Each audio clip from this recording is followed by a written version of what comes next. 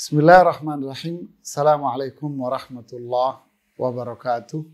Alhamdulillah. Salatu wassalamu ala rasulillahi wa ba'd.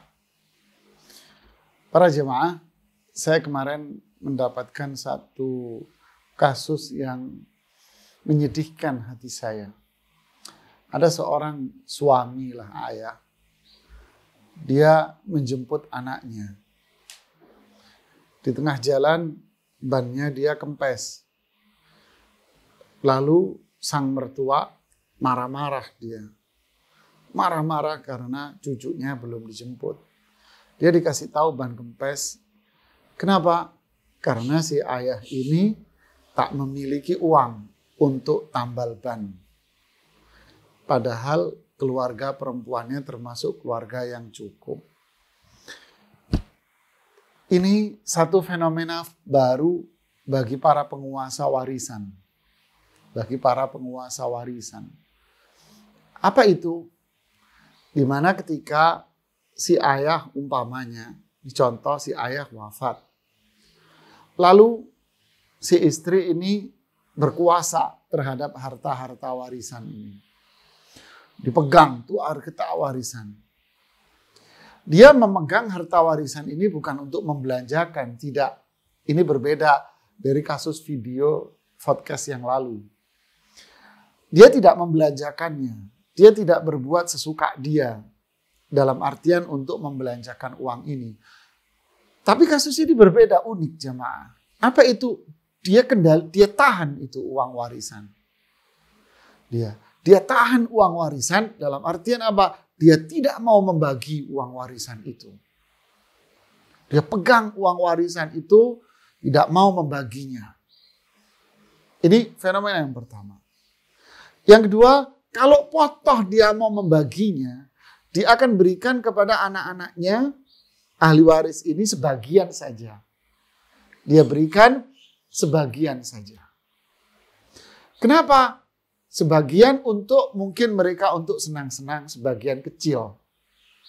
Yang ketiga, ada yang warisannya dikasih kepada orang tuanya, tapi orang tuanya benar-benar pegang kemudi kontrol kuat. Apa itu? Mereka tidak boleh membagi warisan ini kepada suami dan anak-anaknya. Ini unik ini.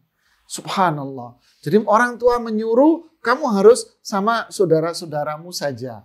Satu sisi mungkin baik, ini niatan baik, nggak apa-apa sih secara hukum nggak apa-apa. Tapi kalau melihat suaminya seperti ini, buat tambal ban saja nggak punya duit jamaah. Suaminya saja kerja nggak jelas kesana kemari. Ya akhi, ini saya menilai ini bagian dari perbuatan zulm.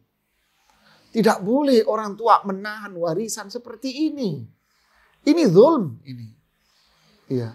Menahan warisan yang dimana alasannya satu, itu bukan hak Anda untuk menahan. Bukan kewenangan Anda untuk menahan. Kalau Anda mau membantu mereka untuk memberikan saran dan ide, silahkan. Tapi kalau itu dikendalikan seutuhnya, harus begini, nggak boleh ini, nggak boleh ini. Apalagi dikasih sekedarnya. Apalagi diatur, dia tidak boleh memberikan kepada orang lain. Padahal itu suaminya sendiri, bisa jadi itu suaminya, bisa jadi itu istrinya, bisa jadi itu anak-anaknya, tidak boleh. Tapi untuk dipegang sendiri saja, kalau mau sama saudara kandungmu saja. Ya akhi, ini intervensi yang kelewatan dalam hal masalah waris. Padahal anak-anaknya membutuhkan untuk sekolah. Bahkan suaminya butuh untuk modal. Bantu mereka. Saya takut ini bagian dari apa yang Allah firmankan. Ya ayyuhalladzina amanu. La ta'kulu amwalakum bainakum bil batil. Wahai orang-orang yang beriman. Jangan kalian memakan harta sesama kalian dengan cara yang batil. Mungkin ada yang mengatakan, loh saya nggak makan. Apa yang dimaksud dengan makan? Makan ini mendolimi orang.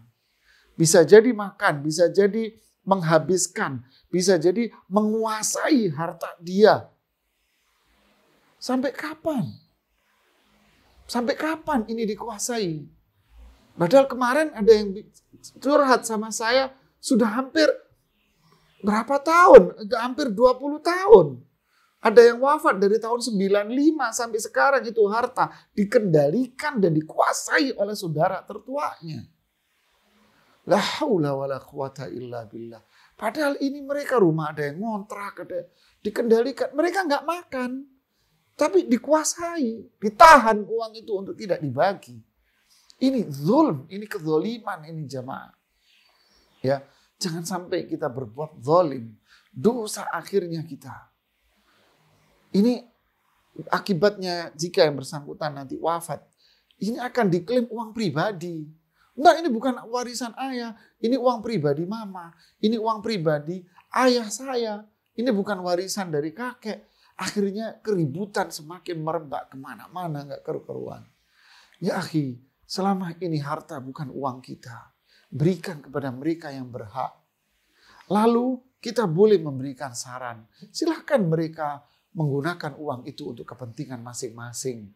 Semoga harta warisan yang kita pegang bisa dijalankan, amanah ini dijalankan dengan baik dan diberikan kepada mereka yang berhak untuk menerimanya untuk kebutuhan mereka masing-masing. Semoga bermanfaat buat saya dan kita semua. Subhanakallahumma bihamdik, asyhadu an la ilaha illa anta, astaghfiruka wa atubu ilaik. Assalamualaikum warahmatullahi wabarakatuh.